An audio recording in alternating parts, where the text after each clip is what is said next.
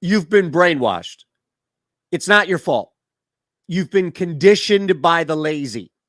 People who have no idea how to have a conversation with you, with themselves, have been desperate to get you to call their radio station for years. And in doing so, they have conditioned you to think that A, you only need to watch your team and not the leagues in which your team plays. And B, that every single second of the day is the most important on every single issue, and that there's no opportunity or room to breathe. Because if you let something breathe, and if you say, no, let's give it time, there's no sense of urgency.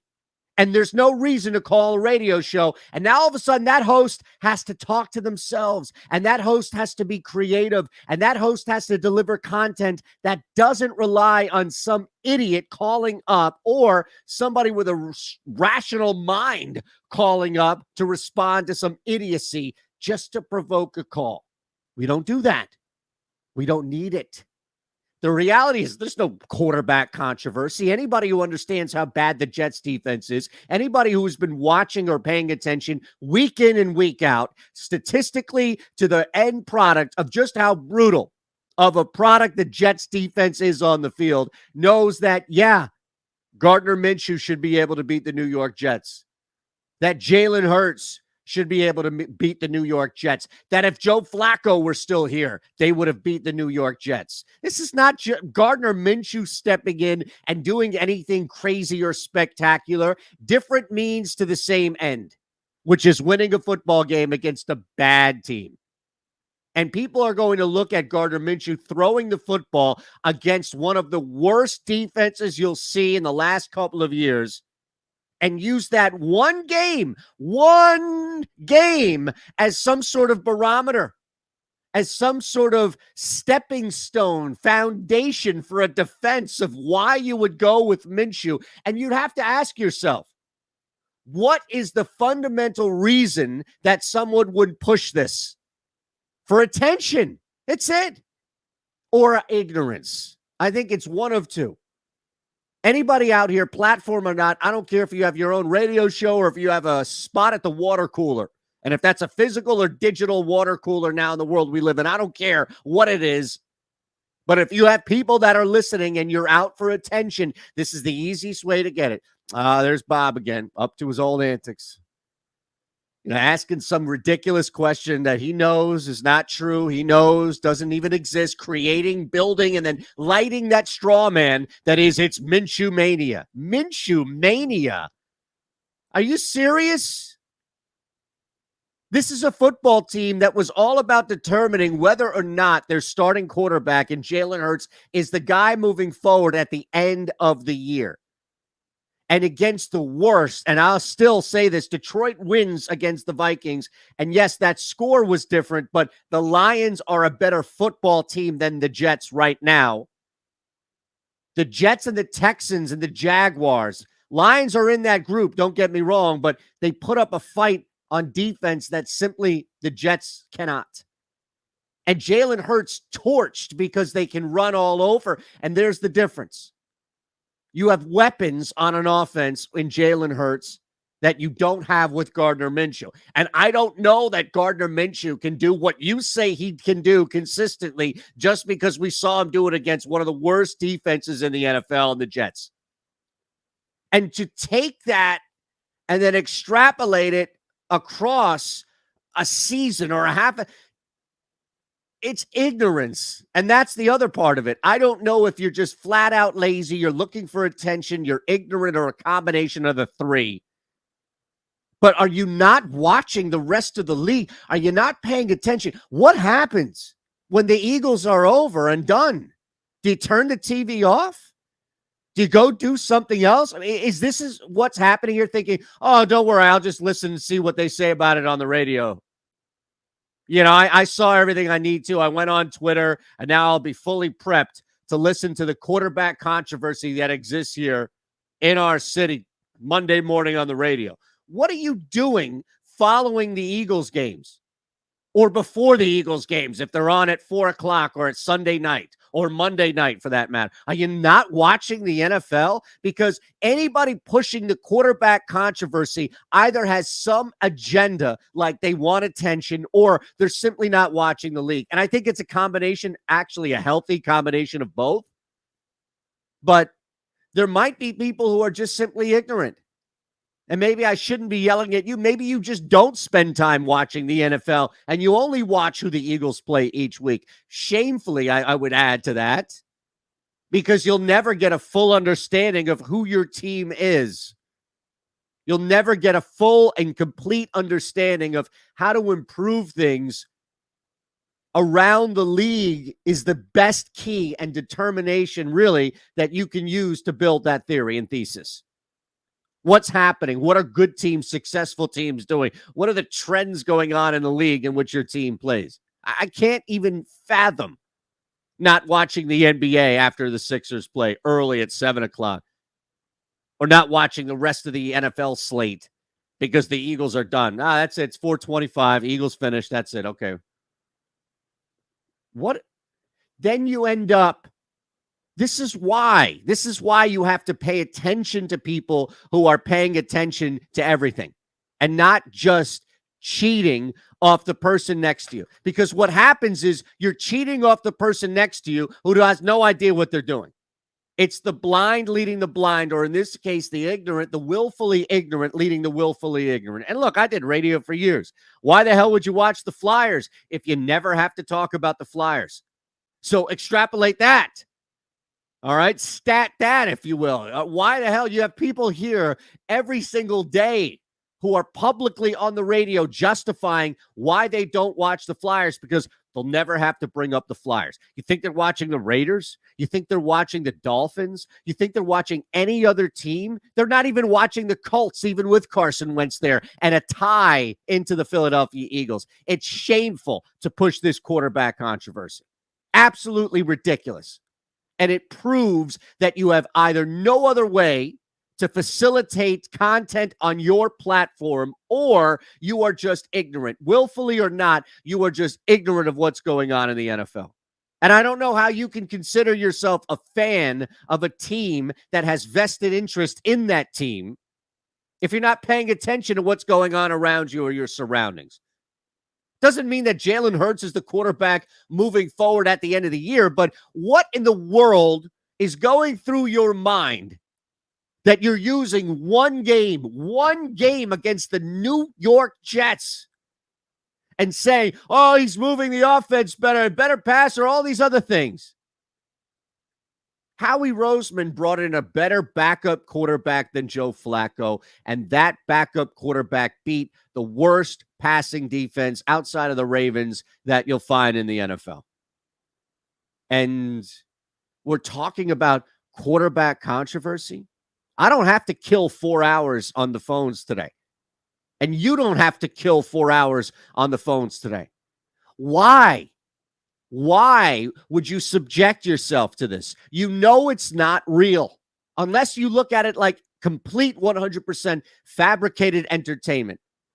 Much like a reality show on television is not real, that's fine. As long as you don't take it seriously and push this crap back in your own circle, I'm fine with it. But you really have to be able to discern the difference of what is just fake, contrived narrative that's built inside of a straw man and then lit up in huge flames for the public to see versus what's real.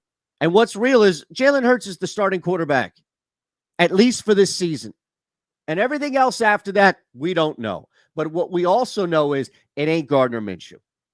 Now, that's the first thing. We had to get that out of the way completely and entirely. Matt Mullin, Evan Macy are going to be with us. We'll chat with Kyle Neubeck, the good, the bad, the ugly. I'll give you the 3 keys of the game. Before we get out of here, we'll have to look ahead to the bye week and really the playoff scenario.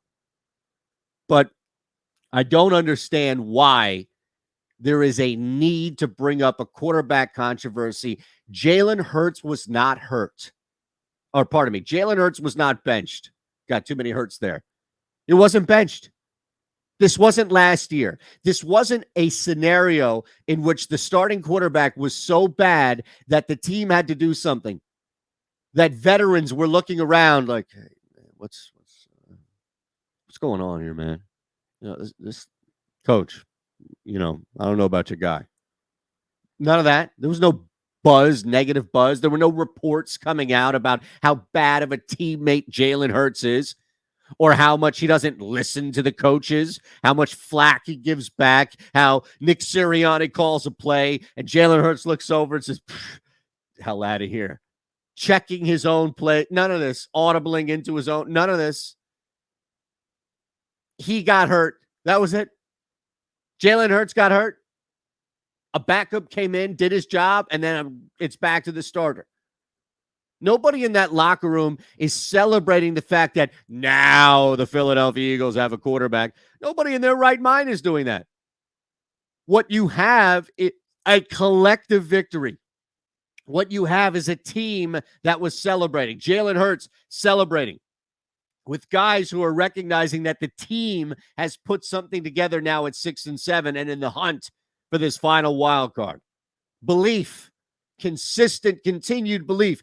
The quarterback controversy is contrived normally out of somebody playing poorly, and therefore another guy comes in. Maybe that guy playing poorly got benched. Maybe that guy playing poorly got hurt.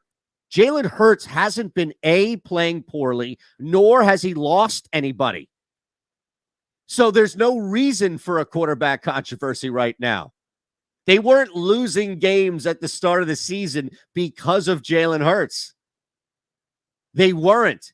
You don't like the fact that he's not as accurate as Brett Favre or Patrick Mahomes. You don't like the fact that he's not as deadly with the football. So you want anybody else because at least that guy might get you 350 and 3 touchdowns in the air. Well, depending on the circumstance and scenario here, Jalen Hurts may get you that, but I also know that Jalen Hurts is going to be behind a winner. And it's not a stat. Win-loss is not a pitcher stat. It sure as hell isn't a quarterback stat, but it's something to think about as far as how much you control the game, running the football, having the ball in your hands, being able to scramble. These tools are already built in there. And he can throw the football. We saw against the Giants, victim of drops in the second half, like he was victim of his own mistakes in the first half. So it's not like it was an entire epic debacle. It was split. Don't be lazy out there. We'll talk about this soft defense in the 3 keys. I don't know what else this Eagles team wants in Jalen Reagor outside of just relegating him or finding a new home for him at this point. This is Nelson Aguilar written all over again. Go out, find a new home, and do your thing, young man, but it ain't going to be here. The 2 wide receivers moving forward are Devonta Smith, who disappears once again, but it's fine. Dallas Goedert was there. And Quez Watkins, who is making the most out of every single opportunity he's getting. And you cannot ignore the skill set that he has as well, at least the speed and size that he has as well. Those are the 2 wide receivers moving forward, and those are your only 2 wide receivers on this team moving forward. I don't know why this defense continues to play so soft, allowing once again a quarterback, in this case, Zach Wilson, to open the game up like he's on fire. Shades of Joe Namath out there. What the hell is going on? And yeah, you made adjustments in the second half. You had to make adjustments. And by the way, your offense kept that offense off the field for basically the entire third quarter. And that offense is not good. They're going to make mistakes. They're prone to making mistakes and getting in their own way. That's what bad teams do. They perpetuate mistakes more. They compound mistakes more and more and more. And that's what you got. No. You went out there, you did exactly what you did. The Philadelphia Eagles offense didn't change, and that's great. Philadelphia Eagles defense didn't change, and it's mind-boggling that once again we're talking about a scenario where players are bailing this team out. You'll hear it from Kyle Neubeck. The approach and the change from players in the second half, much different in the sense of just stopping the run. Nothing was schemed. Nothing was adjusted. It was, hey, we went out there, we stopped the run. And oh, by the way, The offense bailed us out again because they had the football for basically the entire quarter. That's what changed in the third quarter. Jonathan Gannon didn't do anything. He didn't do anything different. He had his players all of a sudden come out there and stop the run, play much more physical, realizing that they were more talented than the opposing offensive line. And the offense prevented Jonathan Gannon from getting in the way, saying, hey, man, we'll take it from here. You're good. We'll take it from here. Get out of here. All right. No quarterback controversy. I want you to just erase it from your mind. You have one day. You have a 24-hour grace period in which you can publicly or privately, it's up to you, however you feel the need to do this, make amends with yourself that you took the bait. Look, I had no choice, Shander. I'm sorry, but I took the bait. I couldn't help myself. I took the bait. I thought there was a quarterback controversy. I listened to some jackass on the radio tell me there's a quarterback controversy. Whatever the case may be, I'm sorry. Okay, 24 hours of judgment free. You can now make up for it. You can make amends for it. You can leave a comment. It's a judgment-free zone here on this show, at least. Hit that thumbs up button as well. All right, we welcome back Kyle Neubeck, and make sure you pay attention. It's already up on Philly Voice, the good, the bad, and the ugly, but everything that Kyle has written, we get to expand upon here now on the program. So appreciate you, brother. And before we get into it, good, bad, and the ugly, no quarterback controversy with you, right? Just to make sure. No, I wrote this, and we will get into the quarterback stuff, but I still think, even though Gardner Minshew played well, and the passing game, I think, was probably a bit better than it's been in recent weeks under Jalen Hurts. I don't know that you're gaining much from, it's not a team that is a contender regardless. So you might as well try to develop the younger guy that you have. But we'll see. We have a full bye week ahead of us, so it's coming. I'm sure there will be plenty of debate between now and December 19th is the next game. Oh yeah, that's way too much time here. It was like the double-edged sword of, hey, let's rest Jalen Hurts because it's the Jets and anybody could go out there and beat the Jets. But then of all people, it's Gardner Minshew, and that there are going to be plenty of people, platform or not, that can't help themselves now. Of course. So, so here's what I would say. And we could this is basically the bad from the game that we can talk about a little bit. I think what you saw today with the success of their passing offense, at least early and in spots throughout the game, is that a lot of it is just an indictment of Hurts rather than, praising Gardner Minshew. Like, they didn't change the style of the offense, right? It was a run first game plan. They're using play action to set up plays, and they're getting to second and short, third and short, and that's opening up the playbook in these tough spots. And Minshew's just hitting the throws that you have to make. He's putting it in a tight window on a couple of slants. He's hitting a couple over the top that Jalen Hurts has had guys open in those same spots, and he's just been missing them lately. And so, you could sit here and say, if you're a Jalen Hurts optimist, you say, well, eventually he's going to hit those. Those are, he'll make those plays. But most of the season, he's left meat on the bone, and they've had to win by running, 30, 40 times, whatever it is in a given game. They need him to use his legs and for the run game to be absolutely elite for them to win. And I don't think that that's a sustainable long-term plan. I think it's totally fine, and I think it's the right thing to do, to roll with him the rest of this year, see if he can continue making progress. But if opportunities come down the pipeline, whether that's this offseason, the one after that, certainly, to get a guy you think is either a current franchise guy or a future franchise guy, I don't think that we've seen anything to suggest that they should close off those opportunities, we'll say. What do you think? And it's not you so much, because I think you adhere to the principles of logic and reason, unlike the two individuals who do not. I know you do, actually, from reading you so long. But what do you think it would take for Jeffrey Lurie and Howie Roseman, in that order, of course? Because I think you're right, just to sidetrack for just a second. I think you're right, where the dynamic throwing, passing element of Jalen Hurts is missing or doesn't exist or may never exist. But there's also room to grow. And everybody says, oh, well, let him grow, let him grow. I'm all for that. I wonder, though, in your opinion, what do you think it would take for those two to be convinced that Jalen Hurts can throw and be dynamic? A couple of games, a full year? Because you also know that he may not have that opportunity with 3 first-round picks just hanging in the air at the end of this year.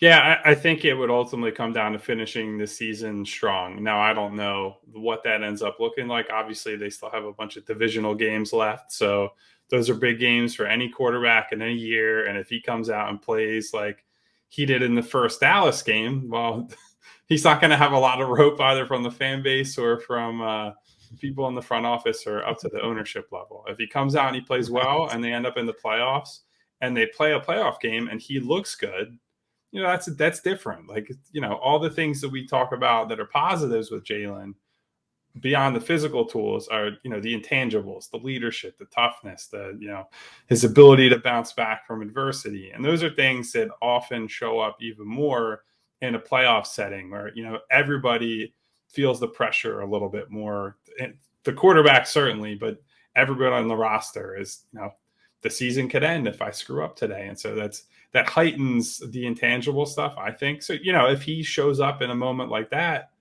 I think that would go a long way. I think that might be a little overzealous. We've seen, we saw Nick Foles go on one of the all-time playoff runs. If you look at what he's done since and look at what he did before he was in that position where, he went to St. Louis and it looked like he was almost going to be out of football. He thought about retiring. Absolutely. And, so you never really know. It's evaluating quarterbacks is really difficult. And if it wasn't that difficult, every team in the league would have a no doubt franchise guy, and we wouldn't get to debate this stuff all the time.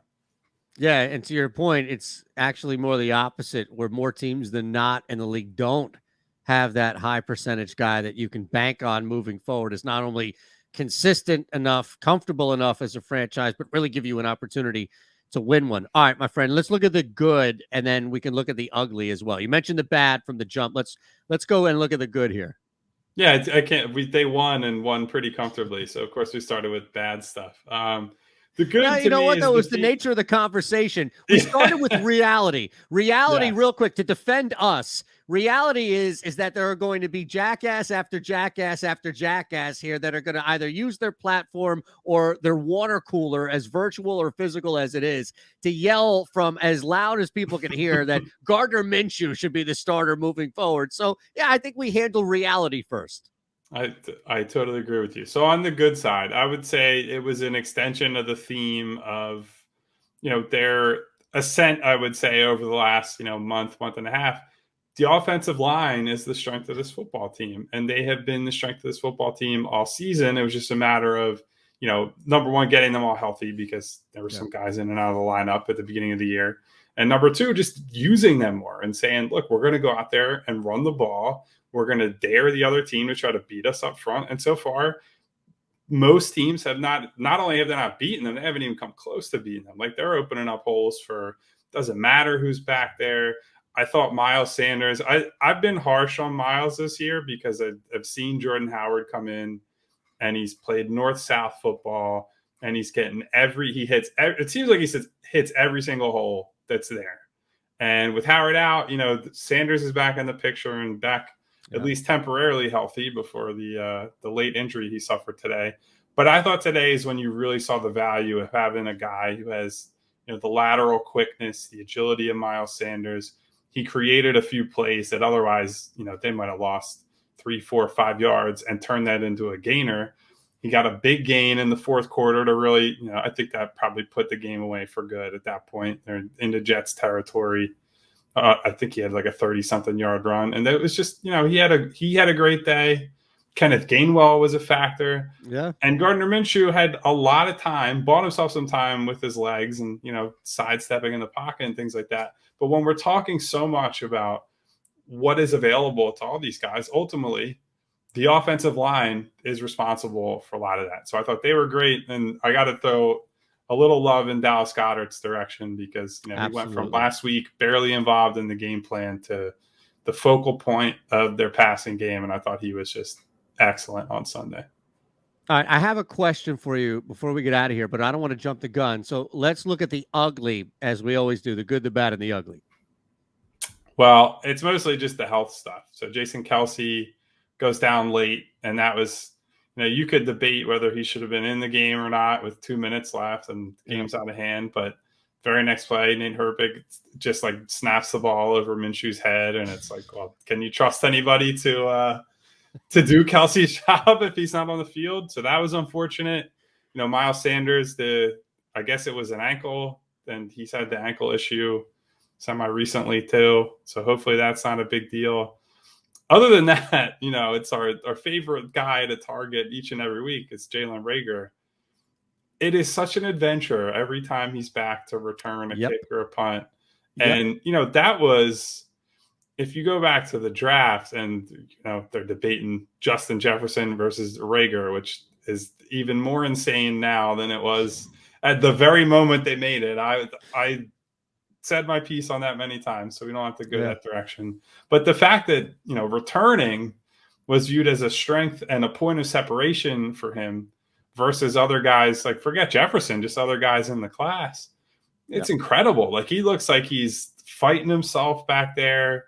He looks mentally shook on top of you don't see the speed, the acceleration, any of the physical tools show up in any kind of meaningful way for him. The highlight of his day was he had a nice little juke on a 7-yard reception. And I believe it was the third quarter. And it was like, ooh, that's a nice move. And that was it. That was like all we saw from him in that game. Never see that again. Sort of positive. So, I do feel a little bad just piling on him all the time. But if he was not a first round pick, would he be getting touches and snaps? No. I don't think his production has matched, not even anywhere near his draft slot, let alone like a normal NFL player. So I'm with you. I'm curious if that holds in the offseason to where we find ourselves with a total overhaul of this position outside of Devonta Smith, who clearly is a lock. And I can understand, especially cost effectiveness, keeping a guy like Quez Watkins, who can be deadly if used correctly on a deeper spot in the wide receiver position. But everybody else, including Jalen Reagor, and you're right, the only thing that keeps him is the politics of when he was taken. You really need to make a complete overhaul. And that's, I think, the biggest thing about this position. As crazy and as to your point, I think Quez Watkins, I don't think in an ideal situation he's a number 2, maybe even a number 3 guy. But the fact that he's consistently producing, at least every week, he's able to make 1, 2, maybe 3 decent plays for, he's at least justifying the fact that he's getting snaps. So if Jalen Reagor, at this point, the ship has sailed that he's going to be this difference making, first round stud type guy. If he was at least able to make a reasonable impact on the game each week, at a certain point, you just have to accept that's who he is and you adjust your expectations. I think that happened with Nelson Aguilar at some point for some people that, the Super Bowl year, he figured some things out and he wasn't a first round type guy, but he helped them get to where they need to go. So if we saw that from Reagor, that'd be great, but we're not even close to that. I mean, he had 1 reception for less than 10 yards. That was the total sum of his day on offense. That's just pitiful. All right, Kyle, on your way out, give me, it's amazing. The perfect way to encapsulate what we saw there. Just week in and week out, either the insistence to go to him or just his disappearance. It's maddening. And as you mentioned, it's fascinating to watch. But I'm curious, give me 30, 45, 60 seconds at most, your thoughts on the defense as a whole. What happened in the first half versus what happened in the second half, versus what's happened overall? So I think some of the change from first half to second half is they were just able to stop the run a little bit on early downs. So that makes, if you can keep teams in 3rd and 7 versus 3rd and 2 or 3rd and 3, that's a huge difference in terms of what they can run, how you have to anticipate plays and all that stuff. I did think they came out soft today. Jonathan Gannon likes to sit in that zone and, sit back and avoid the big play. And that has allowed a lot of quarterbacks to pick them apart. I'm not smart enough to be doing all the the X's and O's and this scheme versus that scheme and all that stuff. It's more baseline for me. But yeah, I think it was as simple as, batting it down the hatches against the run, and everything kind of simplifies it from there. And then it's also, the ball control on offense. When New York's offense is on the sideline for, over half of the third quarter, and then all of a sudden they have to go out there and play. They're ice cold coming off the bench. That's an advantage for Philadelphia. And that was basically the story of the second half, is the Eagles were running the ball, controlling the clock. And I'm not like time of possession is everything. Like, I remember when Chip Kelly was here, and that was a big debate between new school, old school type people. But generally speaking, if the other team doesn't have the ball and their offense just has to sit around for a while, that's going to catch up to them at some point, even if you have a really talented offense. And that is, no one would describe the Jets as a really talented offense. So that was the story of the day. You know what I hear, though, real quick, is I hear, and maybe I'm wrong in this, what you mean specifically, but it's something that I've been saying, so maybe I'm just searching for it. But I hear players improved. I hear players were making play.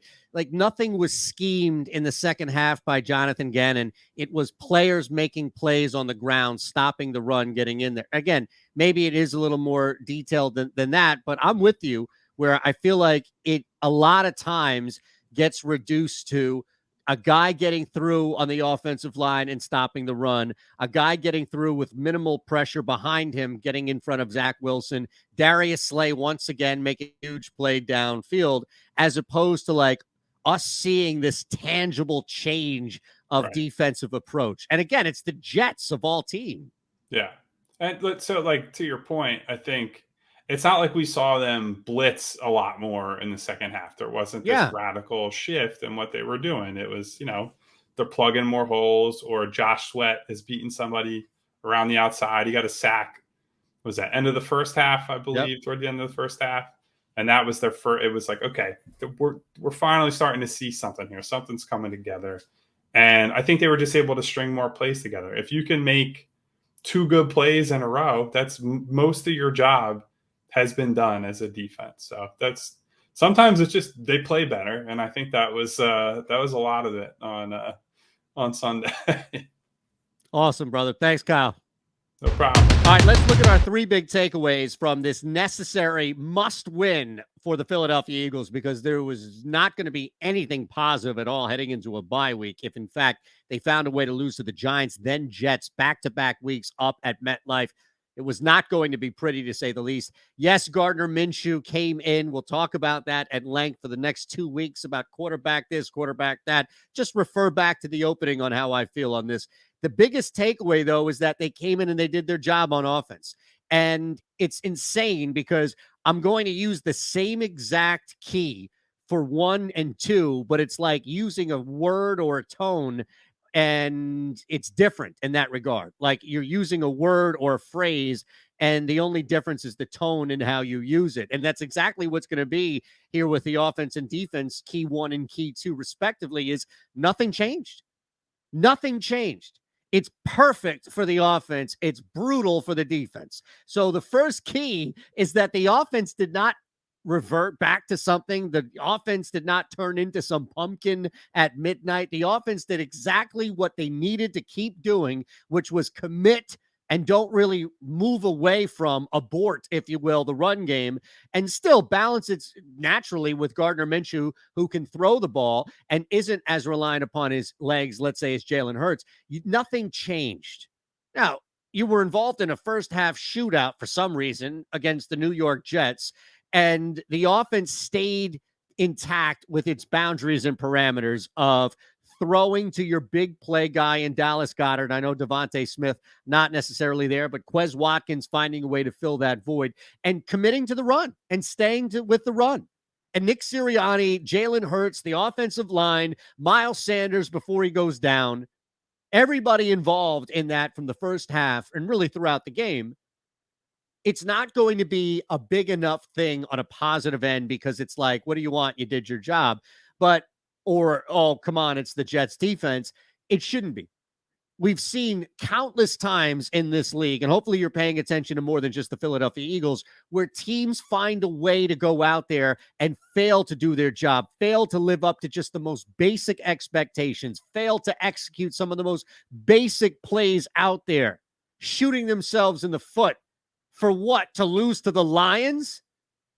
That's what we saw today.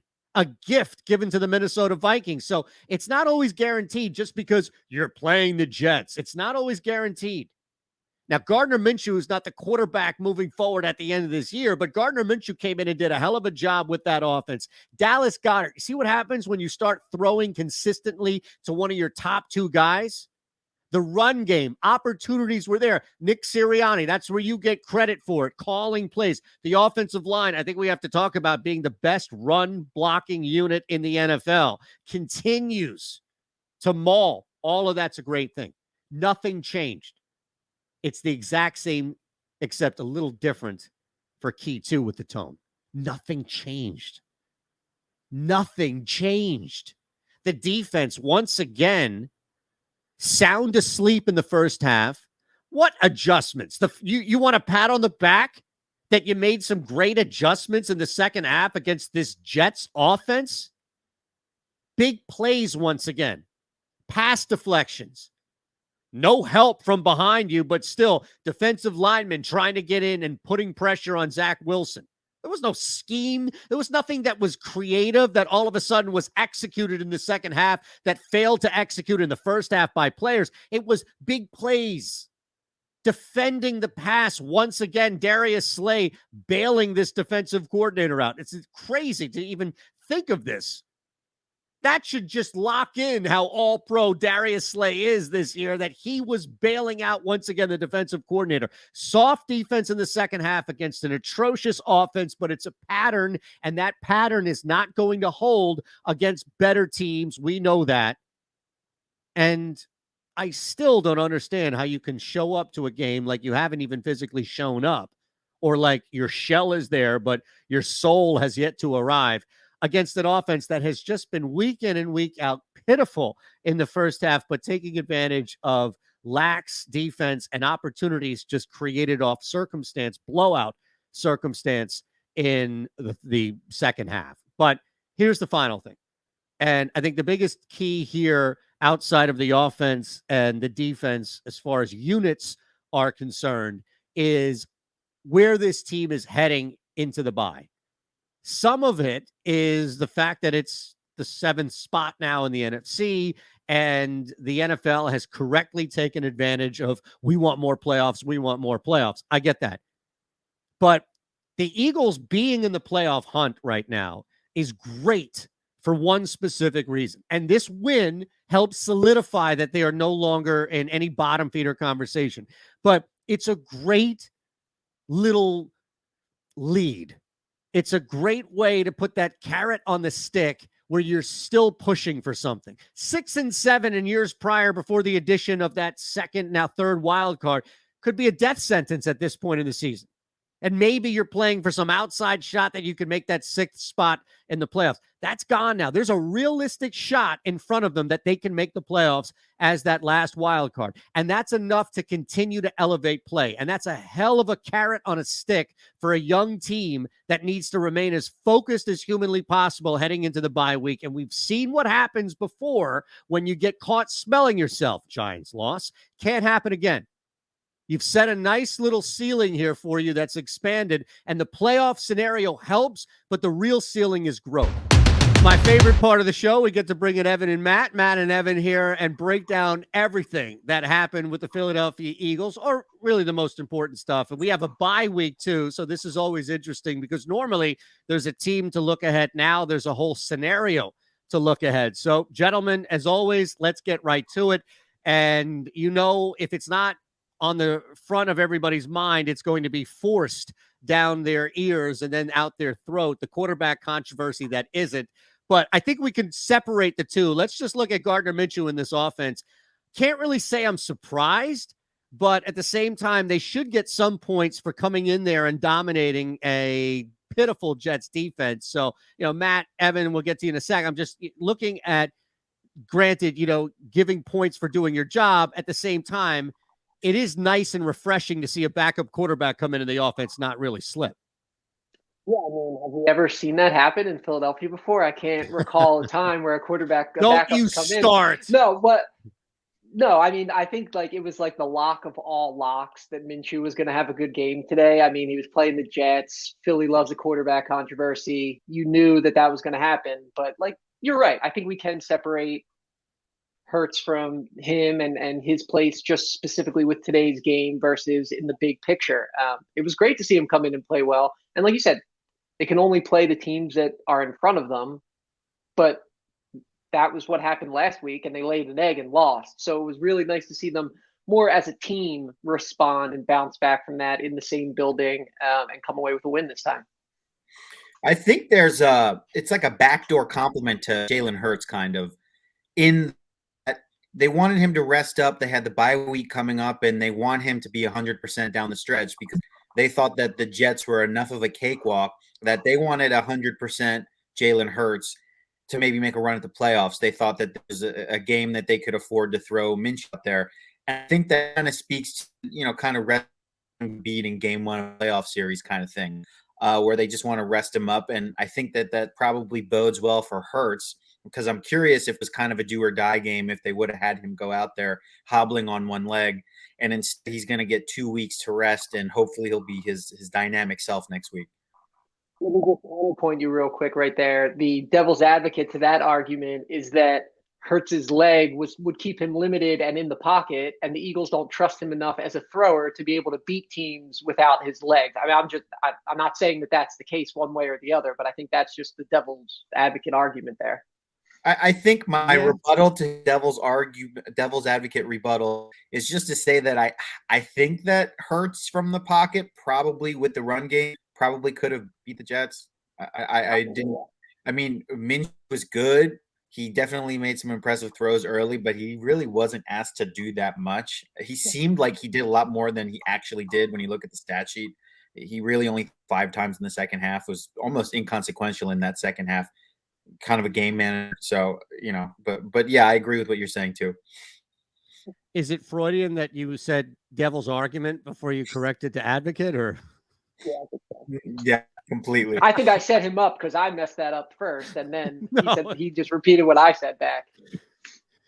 Look, here's where I think it gets complicated. It's the Jets. They're awful. I mean, they are terrible on defense, especially throwing the football, especially stopping the run. I mean, they're terrible at the bottom of the league across the board. It felt like a preseason game where you really can't afford to have a bad game, but you're not going to get a ton of props from the public for having a good game. It's like lose-lose in that scenario where you still have to go out and have a good game, but it's going to be kind of discarded as it. The reality of it, though, is it's not a preseason game. And I think where it adds some extra weight to the win, more so than like a 44-6 torching of the Lions earlier in the season, is we're getting close to the end here. And, Washington has a gigantic last-second win against the Raiders. We know the Cowboys are there. Vikings loss opened some things up before Washington jumps in there as well now. So it's far from over. You can't afford to have these hiccups. You can't afford to even look like shit against the Jets. And I think the Eagles on offense, at the very least, coming out and doing their job,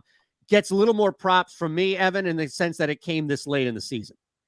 Oh, sure. I mean, a long time ago on the show that I'm curious to see what Nick Sirianni and Jalen Hurts look like in the NFC part of the schedule. I guess this is a little non-conference game thrown in the middle, but it's kind of the important meat of the schedule here. And you could make the argument that they kind of control their own fate. They're playing Washington twice, and Washington is right now that they're chasing. So in theory, their business against those teams, they might have that wild card spot. And depending on what happens in Dallas, that game may or may not matter. It may or may not have the starters from the Cowboys in. So even though they blew that game against the Giants, it's still right in front of them. Like this happens every year, maybe every year other than the Super Bowl year. There's like always this like legit chance that they can do it, and they just kind of keep our eyes glued for them to be done in the playoffs, then to draft in the 16th spot, and then to have another mediocre season. So I don't know, but there's young players on the team who need to have this experience under the microscope. So it's going to be a good thing no matter how. Yeah, and like you said, Eytan, about us giving them more props for them beating a bad team versus a good team and stuff. I mean, it's not college, so what we think and what people making their power rankings and stuff think, that doesn't really matter. At the end of the day, a win's a win. Sure, beating the Giants would have been better playoff wise than beating the Jets, for tiebreakers with division wins, conference wins, stuff like that. But hey, at the end of the day, it was with their backup quarterback and on the road. And like we said last week, they're not a good enough team that you can look at any game on their schedule and say that's a win. So to be able to win by 2 scores on the road, and to kind of course correct midway through the game and really dominate the second half of the game, I thought was all good. Yeah, some of this though is it's just so circumstantial of a bad team, right? Like a bad team perpetuates more mistakes throughout the game, and every now and again, a bad team goes up against another bad team and wins, like we saw last week, where the Jets were able to get a win against the Texans, who are just even worse, if that's even possible. But at the same time, I don't know what to make of this defense. I don't know how you can come into that game against an offense that normally plays better, at least from a numbers standpoint, when they're given opportunity to throw like that in the second half. And yet they made adjustments, to your point, Matt. But at the same time, you just come off a game against the Giants where we kind of still weren't sure if it was a dominant defensive performance or if it was just this Giants offense that was so horrendous on the field. To give up 18 just to see, now the granted the extra points and all, it just was uncomfortable. It wasn't bad. I wasn't yelling. I didn't throw anything at the television. It didn't ruin the win. It didn't stain anything today, but I find myself uncomfortable once again watching this defense. Does that make sense? Can you feel comfortable watching Zach Wilson go up and down the field for 3 straight touchdown drives? Now, granted, sure, the first one, looking back on it, that was a little bit of an outlier because what did they have? 21 yards of field to work with after that long opening kickoff return. So it wasn't like he drove them all the way down the field, but still, I mean, you don't want to see your defense come out of the gate against, like you just said, one of the worst, if not the worst teams in football and give up 3 straight touchdown drives. Luckily, the offense was good enough to bail them out because the Jets defense is that bad as well. But yeah, that's not what you want to see coming out the gate. The best thing the Eagles defense did was only be on the field for 2 minutes in the third quarter. I mean, honestly, the Eagles' best asset defensively is the way they've been able to control the ball, which, I mean, obviously you can't just, snap your fingers and have a really good run game. There's a great offensive, good scheme. They're executing, but I mean, it's by design. I mean, obviously the less this defense is on the field, the better chance the Eagles have to win. So, I mean, other teams might be wise to use that in their game plan to try to run the ball themselves. But I just think that, really the less we rely on the defense, the better for this Eagles team. Yeah, but it's just so hard once, like, think about this. If you get into the playoffs, I know any given Sunday, etc. But even taking on the Cowboys, granted, assuming that they're still playing for something there, the offense, Washington, I know it didn't look great as far as numbers are concerned today, score at least, but we know that they can at least throw the football and move it down the field with Gibson. It just feels like when you're not taking on offenses as bad as the Giants and the Jets, somebody's going to force you to rely on the defense, right? Because I'm with you, Evan. I don't want, if I'm the Eagles, to ever be in a situation where I have to, because it's a small percentage play where you're relying on Fletcher Cox or someone on the defensive line to get pressure or Darius Slay to make a play. There's nothing confident really in the scheme or defense itself, but that's where better teams, better coaches come in and force that. So I don't know still 13 weeks into this season, Evan, what to make of this defense as a whole. And that's kind of frightening. Yeah, they're mediocre. It's a rebuilding team. You have veterans who are on the wrong side of 30 or near 30, and you have a bunch of young guys who don't know what their role is, or they, really don't know what they're doing. Josh Sweat is a bright spot. Can you really name any other players who are like under 25 on this defense you want to have back next year? There's really not much. Brandon Graham got hurt. You have Say and you have Steven Nelson are corner. The top two cornerbacks are pretty old. Say Maddox is average. Neither of the safeties. I mean, I would have to for 30 seconds remember their names. The linebacker is kind of ragtag. The best case scenario for this team is for them to be able to use those 3 first-round picks next year on defenders so that there's some young blood on this defense. I don't have high expectations because the players aren't very good. And honestly, what they've been able to do with what they've had on defense has actually impressed me. Yeah, I mean, it makes you wonder. You naming a bunch of those players like that had me thinking. I was like, man, maybe we're being a little tough on Jonathan Gannon. But then immediately I snapped out of it and was like, Matt, what are you thinking?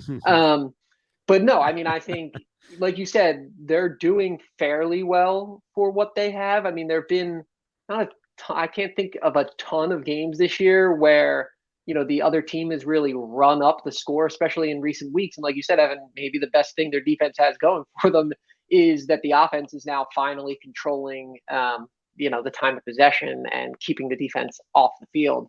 I don't know if that's something you want to hang your hat on as a defense, though. But maybe, like you said, with these young guys, maybe they do give Jonathan Gannon another year. I mean, I think everyone is kind of hoping that he's gone at the end of this year, but maybe give him another year.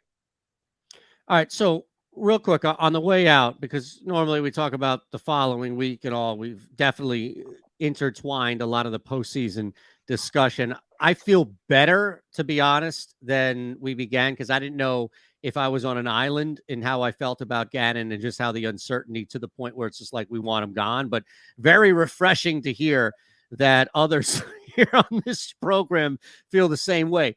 But Devonta Smith, look, the offense was moving the football.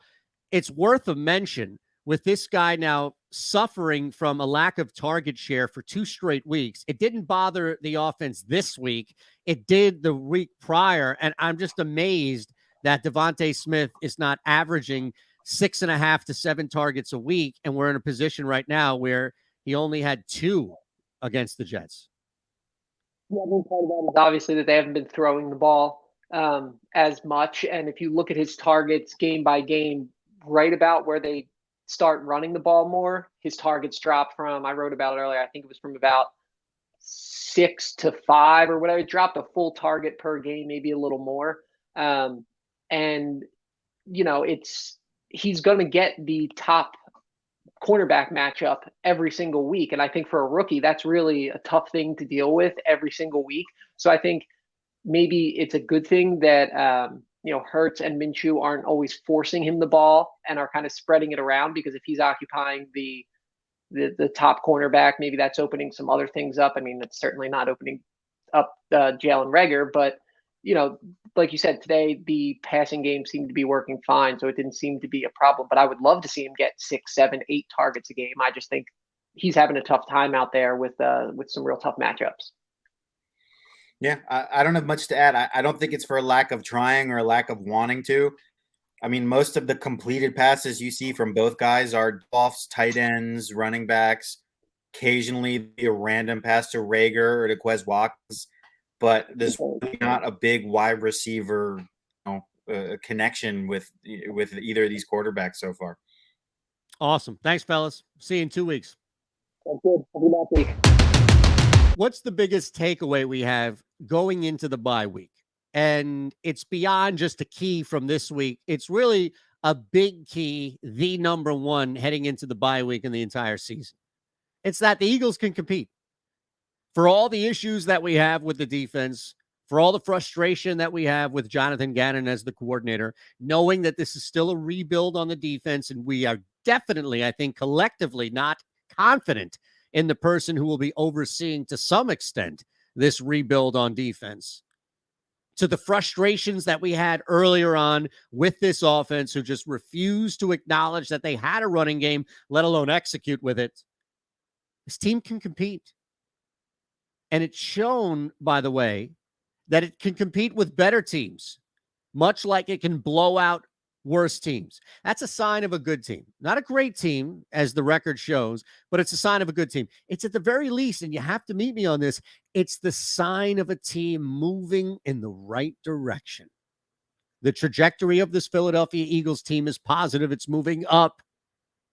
And you have to acknowledge that at the very least, the people who have been behind this.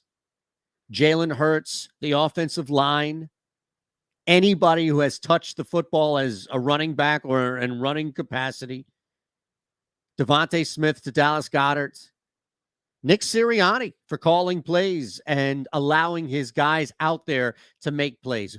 Darius Slay all day, big play. There are plenty of other people, but you start to get to that lower end where you can even acknowledge. And when you acknowledge the defensive coordinator, it's, well, okay, I made an adjustment or two against the Jets. That's nothing. That's a ringing endorsement by any means. The Eagles are in great shape from where they began to where they are now heading into the bye week. And if you were critical, you were frustrated, you were upset, you were pissed off, it's okay to admit that things have changed, much like your attitude should.